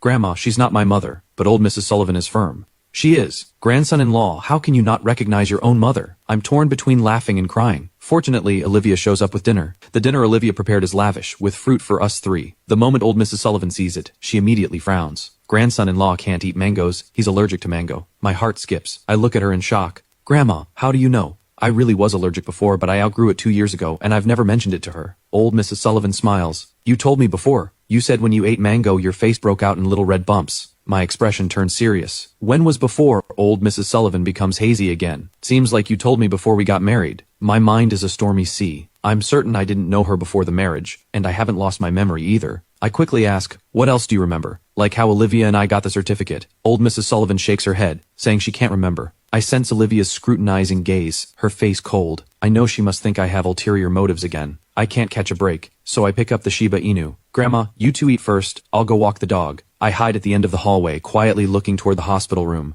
Soon Olivia follows me out. Mr. Ryan, do you have something to say? I thought you'd want me to explain something. Then is there anything you want to explain? I answer earnestly. What Grandma said about things before the marriage. I genuinely don't know what's going on. A matter this personal, old Mrs. Sullivan couldn't make it up. I thought she'd doubt me, but she only responds calmly, I know. I'm dumbfounded. Ms. Sullivan, you believe me? Olivia steps closer, her tone icy. Mr. Ryan, I don't care what your purpose is. As long as you can keep Grandma happy, I promise to protect you completely. I understand she doesn't care about the truth. As long as Grandma is happy, she can even turn a blind eye to anything I scheme. She adds with imposing authority. But if you hurt Grandma, I'll make sure you can't survive in Haicheng. I let out a cold laugh. Hasn't you already done that, Miss Sullivan? Olivia frowns and is about to speak when Professor Walker's voice suddenly comes from behind. Ryan. Professor Walker walks over, his voice raspy. I was just about to call you to ask if you found work. Has the misunderstanding with Miss Sullivan been resolved? That Miss Sullivan really is inhumane. How can she be so vindictive? Canceling your graduate recommendation wasn't enough. She even declared she'd make you disappear from Haicheng. Olivia, standing next to me, looks confused, while I give her a half smile. Professor, don't worry, it's already resolved. It was a misunderstanding. Miss Sullivan is actually quite nice. She not only got me a job, but also promised to protect me. Olivia's face darkens. Professor Walker breathes a sigh of relief, then turns to Olivia, asking instinctively, Is this your thug wife? Olivia's face turns completely dark, but my smile grows wider. Something like that. Professor Walker speaks earnestly to Olivia. Young lady, you're pretty. You should work hard to find a proper job. Meanwhile, at the Lockwood family dining room, Richard asks the listless Mrs. Lockwood with concern, Sophia, what's wrong? Are you not feeling well? Frank cuts in. Dad, we ran into Ryan at the hospital today, so Mom is a bit worried about him. Why worry about him? Frank sighs. He definitely hates me now. I'm worried he might say something in front of old Mrs. Sullivan, and Ms. Sullivan will take it out on me. Richard sneers. That's because he offended Miss Sullivan. What does it have to do with you? Just then, Richard's phone rings. It's Olivia's assistant Liam. Liam, what brings your call? Does Miss Sullivan have instructions? The voice on the other end is unusually cold. The boss asked me to ask Mr. Frank, when did the boss say she wanted Mr. Ryan Lockwood to disappear from Haicheng? The boss doesn't even know about it. Richard's face darkens. He looks at Frank in disbelief. Liam leaves one final remark. The Lockwood family really needs to teach its juniors better. Then he hangs up. Beside them, Frank lowers his head silently. I saw Ryan bothering Miss Sullivan and was afraid he'd ruin my engagement with Cindy. Dad, I didn't mean to. Frank's face is pale as he defends himself. After all, Ryan is also your son. I was worried you wouldn't have the heart to scold him properly. Richard changes the subject. How many times have I said it? In my heart, I have only one son and that's you. Who is Ryan to me? How could he compare to you? Mrs. Lockwood disagrees. Richard, Ryan is still your son after all. Richard immediately turns. Sophia, when I was schemed against by Linda back then, I wronged you. Her son means nothing to me. In my heart, there's only you and our child. Linda, standing nearby in a servant's role, hears these words. She clenches her fists with resentment. Her eyes are bitter as she stares at Richard, who she deeply loves, her childhood sweetheart, the boy next door. But this man's eyes and heart hold only Sophia. Back then, after she got pregnant, she brought the pregnancy test report to him and said she'd be his mistress, but he ruthlessly drove her away, saying he wouldn't betray his wife. Linda had no other choice but to go to Sophia and throw a fit until she was allowed to stay at the Lockwood house. Over all these years, Richard never spoke much to her, and treated Ryan as if he were invisible. Fortunately, she swapped the two children. Linda lowers her head, suppressing her hidden feelings. Richard will never know that the Frank he constantly calls Sophia's son and has cherished all these years is actually her son. As for Ryan, he deserves to be ignored and suppressed. But Mrs. Lockwood stubbornly shakes her head. Richard, if Frank was wrong, then he was wrong. He should go apologize to Ryan. Richard frowns. Apologize? My son apologized to Linda's son? Linda quickly chimes in. No need, no need. The Lockwood family raising him is such a great kindness. Disciplining him is only right. Mrs. Lockwood sighs slightly as she looks at them but doesn't argue further. When Frank takes her back to her room, Mrs. Lockwood speaks again. If you have time tomorrow, I'll take you to visit Ryan and apologize. Frank's face stiffens. Aren't you taking Cindy to meet Dr. Ray? We'll do both tomorrow. Frank's eyes immediately light up. He links his arm with hers. Okay, Mom, you're the best to me. After he leaves, Mrs. Lockwood turns to her nanny Nancy. Nancy, my health has been poor all these years. I haven't disciplined Frank properly. I've truly failed. Madam, you're overthinking. Young Master Frank is filial and considerate. Small flaws can be corrected later. Mrs. Lockwood smiles bitterly. Ryan never lies. She breaks into a violent cough. Supported by Nancy, she walks toward the bed. That secret still weighs on her, making it hard to breathe. The next day, from the moment I wake up, I feel a bit nervous. It's been 10 years since I last saw Mrs. Lockwood. I don't know if she'll be happy or angry to see me. At noon, I go home to change clothes. Old Mrs. Sullivan asks Olivia to take her home. We leave the hospital room, and as soon as they get downstairs, they see Liam approaching. Olivia gives him a nod. Liam hands me a piece of paper. Mr. Ryan, take a look. It lists professors and new energy majors at the top universities. I look at Liam, puzzled. These are all more famous than Professor Walker. You can pick one to continue your graduate studies. It's the boss's compensation for your cancelled graduate recommendation. Mr. Ryan, meeting our boss is a blessing in disguise for you. My mouth twitches. No need. Then you want to be Dr. Ray's grad student? Liam frowns. That's tricky. Dr. Ray is in extremely high demand. A genius professor like him only takes top students. You probably wouldn't catch his eye, so you had better not set your sights too high. Worst case, after graduation, you can try to pursue a PhD under Dr. Ray then. I look at him like he's an idiot. I turn directly to Olivia. Miss Sullivan, no need to see me off. I'll take a cab home. Olivia stares at the direction I left, then suddenly tells Liam, then help him contact Dr. Ray. What? Liam is dumbfounded. At the entrance of the private kitchen restaurant, Mrs. Lockwood arrives early with Frank and Cindy. Cindy pushes open the private dining room door, and the first thing she sees is a man's tall back, pouring tea. Hello, Dr. Ray. I'm Cindy from Sullivan Group. Nice to meet you. I turn around, a playful look on my face. Ryan, why are you here? I should be asking you that, I say lazily. Cindy's face turns cold. Don't worry, I'm not here for you. Where's Dr. Ray? I don't answer. Mrs. Lockwood walks in with Frank. Seeing me, her eyes well up. You're Ryan. My heart feels a stir. Madam, how have you been lately? I'm well. Ryan, what about you? Your father said you got married. Mrs. Lockwood holds my hand tightly, full of emotion. Frank's eyes flash with darkness. Ryan, we should have invited you to dine with us, but you're working. Probably not convenient. We'll give you a bigger tip later to help with your living expenses. Watch your mouth, Mrs. Lockwood scolds. She quickly turns to me. Ryan, today we're meeting Dr. Ray. You're in the new energy field too, right? Get to know him. It'll benefit your future. Fearing I'd steal his resources, Frank picks up a steaming hot teacup and walks up to me. Ryan, Mom asked me to apologize to you yesterday. Let me toast you with tea instead of wine. As he finishes speaking, his fingers loosen, and the tea is about to spill on me. I pivot and bump into him, making the cup bounce back onto him. The scalding tea makes him cry out loudly. Ryan, I know you hate me, but how could you do this? He cries out in wronged tones. I lower my gaze, feigning innocence. Sorry, I didn't see you there. Cindy snaps furiously. Ryan, is this how you serve customers? You injured a guest. Call your manager right now. I want to file a complaint. Mrs. Lockwood shields me. Enough! We're all family. Cindy is angry. Let Ryan leave for now to avoid more conflict. Mrs. Lockwood looks at me apologetically. Ryan, come home more often when you have time. Next time there's a chance, I'll take you to visit Dr. Ray. Frank quickly changes the subject. Mom, why hasn't Dr. Ray arrived yet? I say with a half smile. He's already here. All three in the room turn to look at me.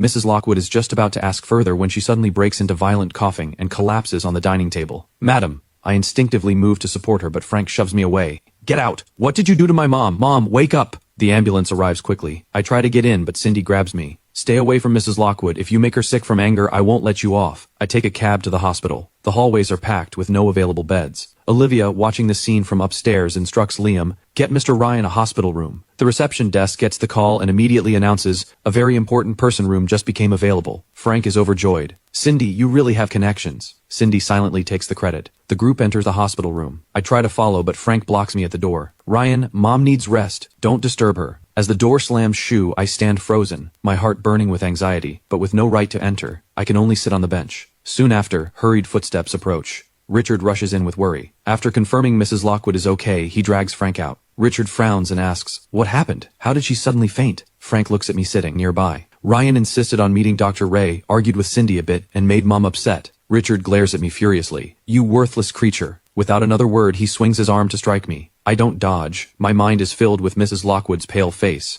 Maybe as Frank said, my very existence is misfortune. But the expected pain never comes. I open my eyes and see only a cool figure blocking me. Olivia stands there like she's holding up the sky for me. Richard panics. Miss Sullivan, Mr. Lockwood, you are disciplining your own son. I shouldn't interfere, but my grandma is fond of Ryan now. If she sees bruises on his face, she'll be upset. Olivia's voice is low and pleasant. Richard immediately says, It was thoughtless of me. Mrs. Lockwood's coughing comes from inside the room. Richard and Frank immediately go in. I stand at the door, hesitating for a long time, listening to her weak voice from inside. I'm fine, don't worry. I haven't slept well in a long time. When I just fainted, I actually slept comfortably. Only then does my heart relax. Olivia asks, Not going in? Not for now, otherwise it'll be another war of words, disturbing Mrs. Lockwood's rest. I speak softly. Just as I turn, old Mrs. Sullivan comes over, supported by the butler. I heard my grandson-in-law's mother was hospitalized. I came to see her. I support her arm. Grandma, Mrs. Lockwood isn't my mother. What? Did I get it wrong? Old Mrs. Sullivan takes out her phone, finds a photo and hands it to me. Grandson-in-law, this is what you sent me before, saying it's you and your mother. Is the person in the hospital room not the one in the photo? I freeze instantly. In the photo, Mrs. Lockwood and I are sitting by the sea, smiling brightly, looking just like a mother and son. But I haven't seen her since I left the Lockwood house. How could there be a photo together? I zoom in on the photo and find a clue. It's a crudely edited composite. When did I send this to you? Old Mrs. Sullivan shakes her head. I don't remember. How did I send it? Email or text? She keeps shaking her head, can't remember. I feel helpless. Old Mrs. Sullivan is firm.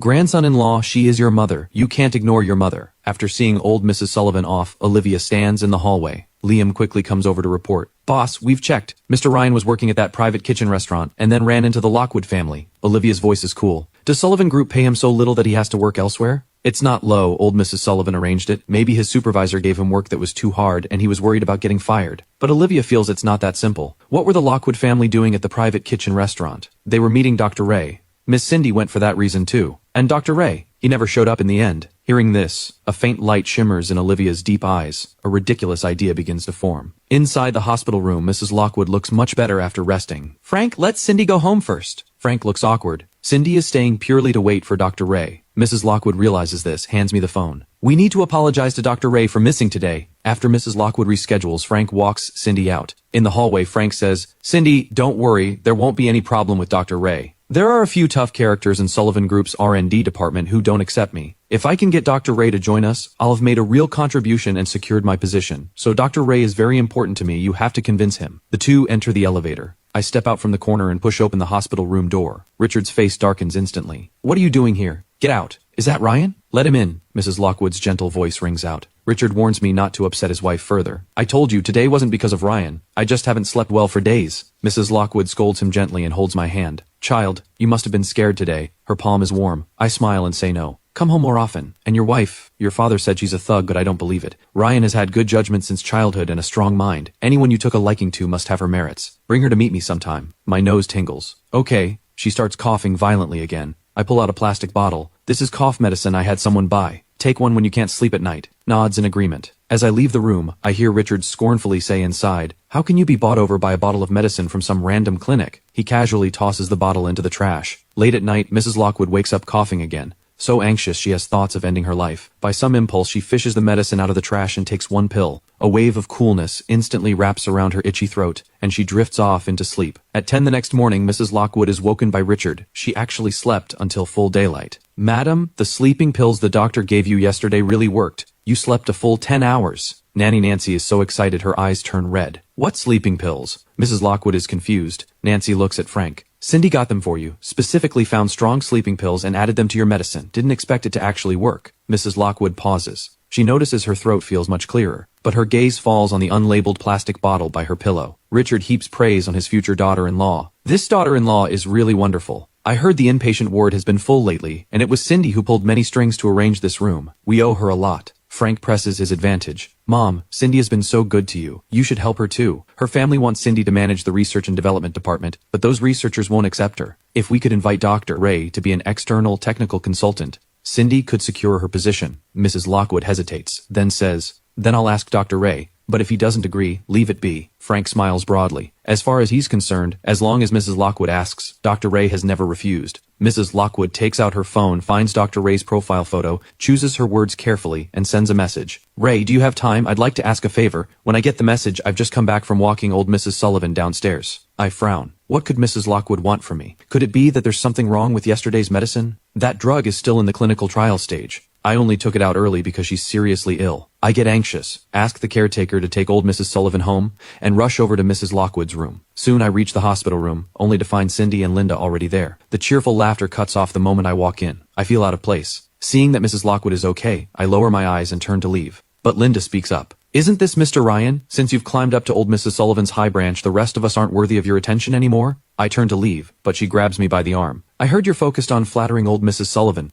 Serving her all night long. You think she'll treat you like her real grandson? What kind of daydream is that? You're just their plaything. Frank quickly says, don't say that. Old Mrs. Sullivan really values Ryan. Linda raises her voice. What kind of valuing is that? Frank, the way Miss Cindy values someone like you, that's what real value looks like. She turns ingratiatingly toward Cindy. I heard yesterday there weren't any rooms available in the hospital. Even families with good backgrounds had to wait in line. It was all Miss Cindy's help that got Madam into the very important person room. Cindy looks at me with a humble smile. Auntie Olivia probably doesn't know about this, otherwise she'd have helped too. I just did what little I could. Even if Miss Sullivan knew, she wouldn't bother thinking about you. Linda mocks me again. No matter how hard you try to please them, they just treat you like a pet cat or dog. I clench my fists, not wanting to argue in the hospital room. Outside the door, Olivia, who has just arrived, hears every word, her face turning cold. Liam immediately understands his boss's intent. He clears his throat and walks straight in. Mrs. Lockwood, I'm here on behalf of Miss Sullivan to check on you. Is this hospital room comfortable for you? The room falls dead silent. Everyone looks at Cindy, who's stunned. Linda freezes, then smiles. Cindy, so this room was arranged through Miss Sullivan at your request. Cindy's face stiffens, but Liam smiles. Mr. Ryan requested the boss to arrange it. Miss Cindy, did you also ask the boss?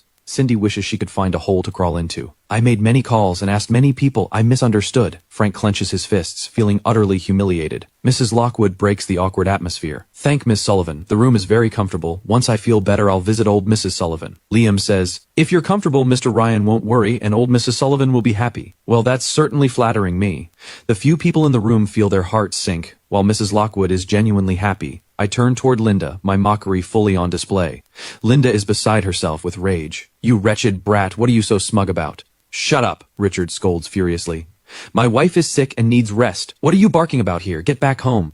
Linda glares at me hatefully, covers her face, and runs off. I look at the bed. Madam, how did you sleep last night? Mrs. Lockwood subconsciously grips the small medicine bottle under the blanket. I slept very well. I haven't slept this well in a long time. That's good. I'll be going now. Liam and I leave the room. Olivia is leaning against the hallway wall, looking at her phone, the light and shadow framing her cool profile. Seeing me come out, she parts her lips. Grandma was worried about you, so she insisted I come in person to check too. Although her voice is distant, my heart warms. Thank you. The hospital room door opens and Cindy and Frank step out. Seeing me and Olivia standing together, Frank tenses as if facing a great enemy. Cindy instinctively questions, Auntie Olivia, what are you doing here? Olivia's eyes glint with amusement. My whereabouts don't seem to require reporting to you. Overwhelming pressure makes Cindy's palms sweat. She looks jealously at Olivia. Auntie, you've been taking care of great-grandma at the hospital all this time. Doesn't your husband mind? I'm a bit puzzled. I glance at Olivia and say with a half smile, he shouldn't mind. Cindy's face changes drastically. Olivia suddenly speaks. Let's go back to the room. Grandma is waiting. I smile softly. Let's go. We turn and leave, leaving Cindy with darkened eyes. She returns to Mrs. Lockwood's room. While tidying the bedding, she exclaims, Why is there a bottle of pills on the bed?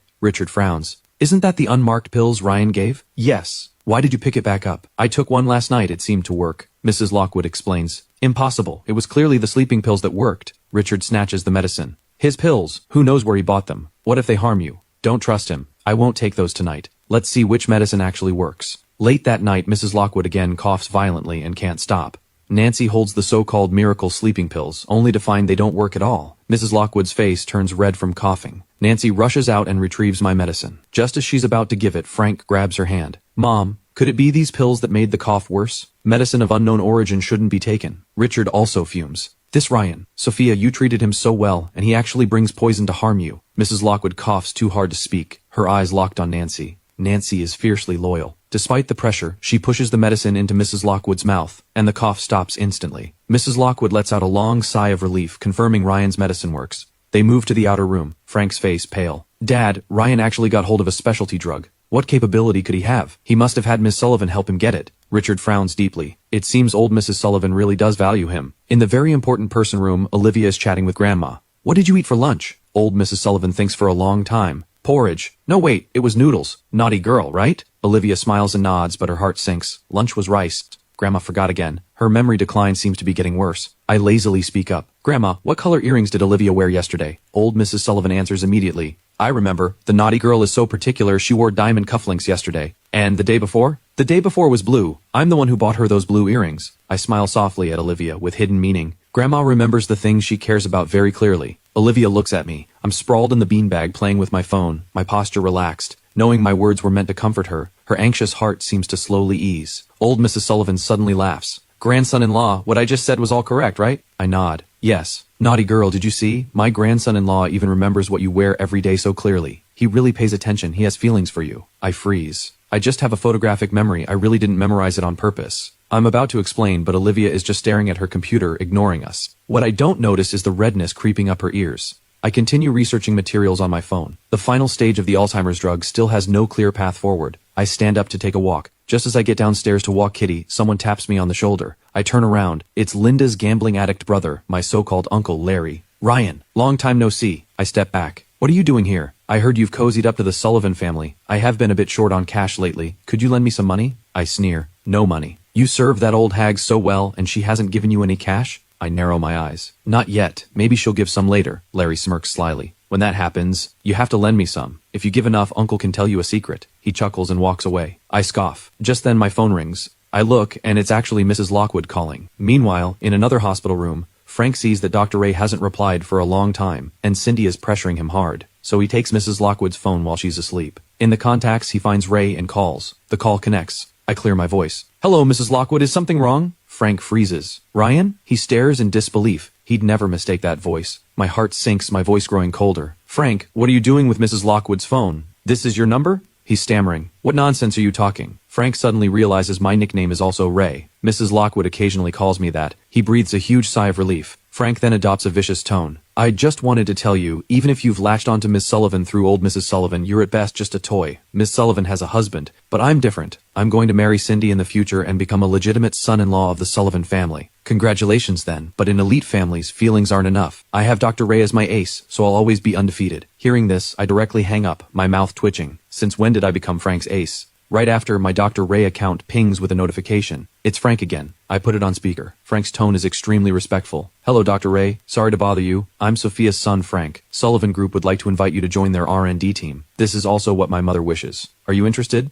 I cut him off coldly. I only serve companies under Mrs. Lockwood's name. Then I hang up. Come Monday, I return to Sullivan Group for work. Just as I leave the hospital and prepare to hail a cab, a car pulls up smoothly beside me. Olivia looks straight ahead. Get in. Grandma wants me to drive you to work. Olivia glances at me. We need a photo. I get in the back seat and she holds up her phone for a selfie. I flash a peace sign, smiling brightly. Olivia is momentarily dazed. At the company, I head straight for the 60th floor archives. Meanwhile, the R&D department is announcing a promotion that Cindy is being promoted to vice president. The reason being that she has supposedly recruited Dr. Ray. In the top floor office, Liam reports my whereabouts. His real reason for joining Sullivan is to look at research materials. He spent the whole morning in the library and hasn't eaten lunch. Olivia's eyes flash. She heads down alone to find me. At the neuroscience section bookshelf, I'm climbing a ladder to reach the top shelf. After grabbing the book, I'm thrilled. But I miss a step and fall, landing right on top of Olivia. Realizing who it is, I quickly get up. Sorry, I didn't mean to. Olivia takes a moment to compose herself, her ears red, pretending not to care. The atmosphere is awkward, so I make an excuse and slip away. Before leaving, I hide the important book in an inconspicuous corner. When I return to the library in the afternoon, I find the book is gone. I'm completely baffled, then realize there's only one person in the whole company who could just take the book. On the top floor, Olivia is flipping through the deep and complex neuroscience text, her brow furrowed. Liam mutters beside her, Boss, Ryan really doesn't appreciate kindness. He's not even here to work. That's right, he was never here to work in the first place, Olivia replies casually. Liam asks, should we return this book? Olivia taps her fingertips on the book, remembering my expectant doe eyes today. Her chest feels inexplicably warm. Not for now. After work, the car sits in the underground parking lot. Liam asks, Boss, shall we go? No rush. Olivia holds the thick book in her hand. Only when I get in the car does she look up and say, let's go. Liam is dazed. The boss didn't seem to have arranged to leave with Mr. Ryan. Back at the hospital, just as we reach the very important person room, we hear Linda's ingratiating voice. Old Mr. Sullivan, I came especially to see you. We really have a connection. Old Mrs. Sullivan blocks the doorway, staring at her. Get out. If you don't leave, I'll have someone beat you. Linda forces a smile. I'm Ryan's mother. Don't you love him most? For his sake you shouldn't treat me this way. You're not his mother, old Mrs. Sullivan states firmly. Mrs. Lockwood is his mother. Linda instantly breaks out in a cold sweat. She instinctively asks, how do you know? She's terrified. The baby swap is known only to her and her brother Larry. How can old Mrs. Sullivan be so certain? Seeing Olivia and me approach, Linda nervously composes herself and walks up to me, handing over a thermal flask. Ryan, Mom brought you chicken soup. Taking care of old Mrs. Sullivan has been hard work. Eat more to recover. I find it mocking. What do you want? Still those last 2% shares? Old Mrs. Sullivan values you so much, if you ask she'll definitely agree. Help your brother, otherwise he can't hold his head up in front of Cindy. My eyes turn ice cold. I won't help. Linda's face stiffens. She simply sits on the ground and wails, fine. I gave birth to you with great effort, and now that you've climbed the social ladder, you turn cold and heartless. Everyone come look. My son is an ungrateful brat, despising me for my low background, wanting to be someone else's grandson. Medical staff nearby point and whisper. I watch her impassively, the helplessness in my heart growing thicker. Make all the fuss you want. If you disturb other patients, security will throw you out. I walk past her. Linda erupts in fury. Ungrateful brat! She leaps up and hurls the chicken soup straight at me. Watch out! A pair of cool hands pulls me into an embrace. Olivia shields me from behind, taking all the scalding heat. My pupils contract. I quickly ask, are you okay? Fine. Her brow furrows slightly as she watches Linda flee in panic. Entering the room, old Mrs. Sullivan tugs at her clothes. Olivia, take it off quickly. Let me see how badly you're burned. Any blisters? Does it hurt? Grandson-in-law, come apply the medicine for her. Old Mrs. Sullivan shoves the medicine into my hands and chases everyone else out. I'm leaving her in your hands. Only the two of us remain in the room. Olivia says quietly, it's Grandma acting up. Let me call the nurse. I'll do it. I walk behind her. The evening light falls on her back. I dab ointment on my fingertips and gently apply it. She doesn't make a sound until the medicine is fully applied. She fixes her hair. Mr. Ryan, thank you. You're welcome. Actually, you didn't have to shield me. If you got hurt, Grandma would be very upset. Olivia looks at me steadily. Have you forgotten you're my husband right now? My heart skips a beat. Olivia seems a bit different now. I'm going out for a bit. To do what? Revenge. I plan to find Linda, but in the corridor I spot Frank and Uncle Larry. Larry rubs his hands. Dear Frank, I'm a bit short on cash. Frank suppresses his anger. I already gave you this month's allowance. I'm at the end of my rope. If you don't give me money, I'll spill the truth. Ryan would definitely give a large sum. I push the door open, my voice cold. What truth? Frank jumps in shock. Ryan, what are you doing? Eavesdropping? I point at Larry and continue. What truth? I can give you money. How much? Larry's eyes light up. Frank panics. The money you want, I'll figure out a way, okay? Before leaving, Larry whispers to me, Ryan, my secret is always available to you.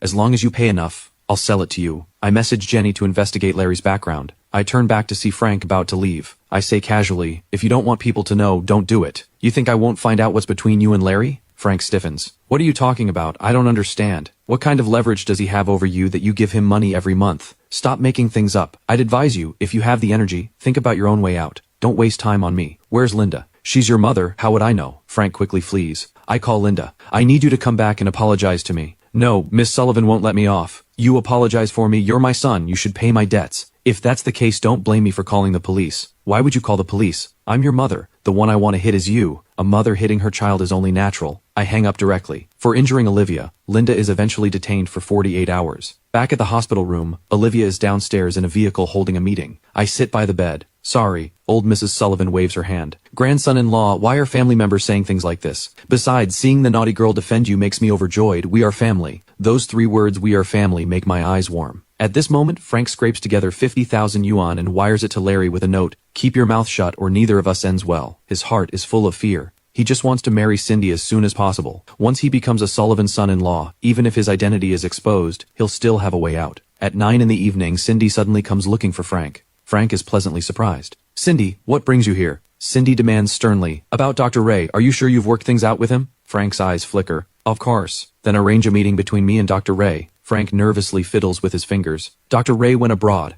I'll arrange it when he comes back. Is there a problem you need solved? I'll contact him for you. Cindy stares at him suspiciously. I sent the problem to your email. Forward it to Dr. Ray and ask him to help solve it. Okay, I'll forward it right now. Frank knows Mrs. Lockwood's email like the back of his hand. She noticed that Dr. Ray always replies to Mrs. Lockwood instantly and never asks questions, which is why she dared to lie. She works on her phone and forwards it immediately. Dr. Ray usually replies to me within seconds. Cindy, just wait a moment. In the very important person room, my phone buzzes. I glance at it. It's an email from Mrs. Lockwood. Ray, could you help solve this problem? The attachment turns out to be Sullivan Group's technical challenge. I scoff. Frank is using Mrs. Lockwood's name to ask for my help. I reply coldly, I only serve the Lockwood family. Sullivan Group's problems are not my concern. Frank's notification sounds, and he opens the email with a smile, which freezes the moment he sees the content. Cindy frowns. What's wrong? Frank suppresses his nerves with a strained smile. Dr. Ray said this problem will take a few days to solve. Cindy breathes a sigh of relief. That's normal. This problem is indeed difficult. I bet with people from Ryan's group that we'd have a solution before Friday. No problem, right? No problem. But Frank's eyes flicker. Cindy returns to the Sullivan estate. Her father Eric, for the first time ever, smiles at her. You truly are my good daughter. You actually managed to recruit Dr. Ray, securing your position in research and development department so quickly. Her mother May is also moved to tears. Cindy clenches her fists. Having chosen the path of strategic marriage, she will never regret it. As for Frank, he's just her pawn. On the other side, I sneeze and continue my work. Suddenly a cup is placed in front of me. Olivia has brought a glass of water and set it on the side table. I'm slightly stunned. Thanks. You're welcome, just doing it on my way. Olivia naturally sits back in her seat. Old Mrs. Sullivan watches us, grinning from ear to ear. She's already flipping through a dictionary to name her great-grandchild. The next day at the R&D department, Cindy stops me in the break area. There's a new energy industry conference tonight. Everyone attending is an industry heavyweight. I heard Dr. Ray might attend too. I don't slow down. So? Sullivan Group R&D has invitations. I can take you to broaden your horizons and meet more people. No thank you. I head into the office without looking back. Team lead Lynn scoffs. Trying to buy him over with one invitation? Ryan isn't that short-sighted. Cindy says coldly, you should understand I can offer him better resources, that kind of gathering. Do you think just anyone can go? At least I can take him. At the end of the workday, Lynn calls me over. There's a work event tonight, come with me. I don't think much of it. I send Olivia a message about working late and get in Lynn's car. At the gala entrance, the attendant stops Lynn. Sorry, Miss Lynn, Sullivan Group already registered who'd attend today. Your name isn't on the list. Cindy walks out with a champagne glass, her eyes narrowing. Team lead Lynn, given Team B's R&D workload, I assumed you wouldn't come, so I declined your spot when registering. It's a bit late to add you now. You should just go back. Lynn boils with fury. Cindy, that's outrageous. What right do you have to decline for me? I'm the Vice President of Research and Development Department. Of course I can make decisions for you. Cindy turns to me. Ryan, do you see clearly? Without my approval, you can't even get through this door. I look up calmly. Really? I take out the digital invitation Jenny sent to my email and hand it to the attendant. Can I go in now? The attendant takes one look and respectfully steps aside. Please come in. Cindy's face changes drastically as she stares at the personalized invitation on my phone. What identity did you use to get this invitation? None of your business. I close the screen and say to Lynn, let's go. Lynn is overjoyed. After I enter the venue and start exchanging pleasantries with industry leaders, Frank and Cindy walk over. Some senior executives, seeing Frank, immediately crowd around him. Mr. Frank, when exactly will Dr. Ray make an appearance? We'd love to consult him. Frank basks in the attention, feigning modesty. Today I'm just accompanying my fiancé. Cindy uses the opportunity to network. Lynn is pushed to the margins, whispering to me, Jenny will be here later. Don't be shy. Be bold and go offer a toast. So many people want to meet her. My mouth twitches. I'll introduce you later. Lynn takes it as bragging. Just then, there's a commotion at the entrance. Jenny has arrived. Frank confidently adjusts his suit and walks toward me. Ryan, do you need me to introduce you to Director Jenny? Cindy chimes in with sarcasm. You think Jenny is the type who falls for looks? Countless handsome men have approached her, and she's been unmoved by all of them. Don't overestimate your charm. This is before he can finish. Jenny sweeps past them like a gust of wind. Under the entire room's shocked gaze, she rushes excitedly up to me. Boss, what are you doing here? The scene plunges the room into dead silence. Frank's extended hand freezes in midair, his smile not having time to fade before it freezes into ridiculous horror. Cindy is even more dumbfounded, nearly dropping her champagne glass. Director Jenny, are you mistaken? Frank stammers. He's Ryan, just a nobody in our family.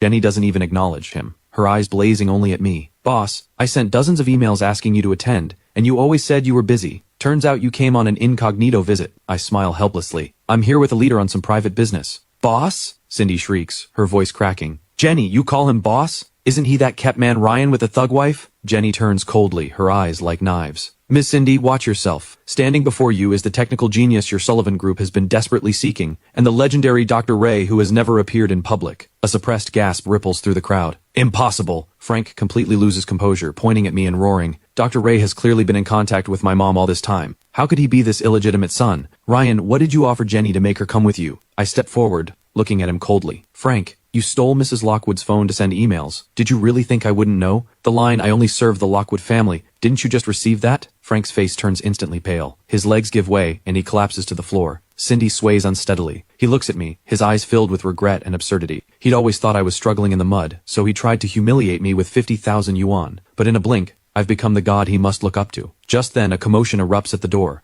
and Mrs. Lockwood actually walks in, supported by Nancy. Her complexion is rosy, her step steady, with no trace of yesterday's illness. Ryan, Mrs. Lockwood walks straight to me, tears in her eyes. That medicine was made by you yourself, wasn't it? I nod. Are you feeling better? Wonderful. Mrs. Lockwood turns to Richard and Linda, her voice cool and firm. Richard, haven't you always wanted to meet Dr. Ray? He's right here, and my trusted aide Chen has told me the truth about what happened back then. Nancy steps forward, staring at Linda. Linda, did you think swapping babies at the hospital could be hidden forever? I've been investigating and observing you all these years. I watched you closely. A woman who completely ignores her own son yet shows abnormal devotion to someone else's son. I knew something was off long ago. I already had the DNA test done. She throws out a report. Richard takes it with trembling hands. After reading the result, he whips around and slaps Linda across the face. How dare you swap your bastard child for my son? Linda screams and collapses completely. Frank stares at the report, crying out in despair. No, I'm the young master of the Lockwood family. I'm the heir. I watch all this with cold detachment. Identity, wealth, bloodline, the things that once shackled me, now feel as light as a feather in my eyes. Boss, the car is ready, Jenny reminds me softly. I turn to leave when a hand gently grasps mine. Olivia has appeared behind me at some point. She has changed into an ink-black dress, the burn on her back hidden under the fabric, but the way she looks at me has none of its former coldness. Ryan, she says softly with a touch of dependence even she herself doesn't notice. Grandma is still waiting for us at the hospital. I look at her, and the softest place in my heart is gently struck. Okay, let's go home. As we walk out of the banquet hall, Cindy rushes out tearful and pitiful. Ryan, I was wrong. Can we go back to how we were in college? My steps don't slow. Without turning my head, I leave a single line. Cindy, you once said an illegitimate son and a thug make a perfect match. I think you and Frank as he is now are truly the perfect match. Behind me are Cindy's hopeless sobs, and ahead is the dazzling Haicheng City night. In the car, Olivia suddenly asks, when are you going to return that neuroscience book to me? I raise an eyebrow at her. Are you interrogating me, Miss Sullivan? She turns her face toward the window, her ears slightly red. I'm worried that if you, Dr. Ray, ever leave one day, Grandma will tear Sullivan Group apart. I laugh helplessly and casually wrap my arm around her shoulders. This time she doesn't pull away. Relax, the contract hasn't expired yet. Besides, I haven't officially become your husband yet. 3 months later, on the day the Alzheimer's clinical drug is successfully developed, Haicheng City has its first autumn rain. When I come out of the lab, I see Olivia standing at the entrance, holding a black umbrella, wearing that ink-black dress I've seen so many times. She seems to have been waiting a long time, with fine raindrops clinging to the tips of her hair. Grandma asked me to pick you up, she says, still in that flat tone. But I can now see a hint of something different on that usually expressionless face. Her ears are red again. I walk over and naturally take the umbrella, pulling her under it with me. Miss Sullivan herself coming to pick me up, I'm flattered. She glances at me, says nothing, but doesn't pull away. The car heads toward the Sullivan estate. On the way, she suddenly speaks. That divorce agreement. I turn to look at her. She pauses, her gaze falling on the rain rushing past the window. Her voice is so soft it sounds like she's talking to herself. Grandma tore it up. I freeze for a moment, then laugh. So what do we do? Olivia pauses, showing a rare hint of embarrassment. Grandma said she finally found me a grandson-in-law and won't let us divorce. I say nothing, just looking at her. She finally turns her face toward me, meeting my gaze. Outside the window, the rain patters softly, and inside the car it's quiet enough to hear each other breathe. Her eyes look like fallen starlight after the rain. Ryan! She calls my name, her voice cool but carrying a softness even she doesn't notice. Your medicine has been given to Grandma. The first treatment cycle begins tonight. She nods, falls silent for a moment, then adds, thank you. I look at her, suddenly wanting to tease her. Just a verbal thanks? She freezes for a moment, seemingly not expecting me to say that. That always frosty face actually shows a hint of bewilderment. I laugh, reach out and ruffle her hair. Just teasing. She glares at me but doesn't pull away from my hand. The car stops at the entrance of the Sullivan estate. The rain has stopped, and a strip of sunset shows on the horizon. Old Mrs. Sullivan is already waiting at the door.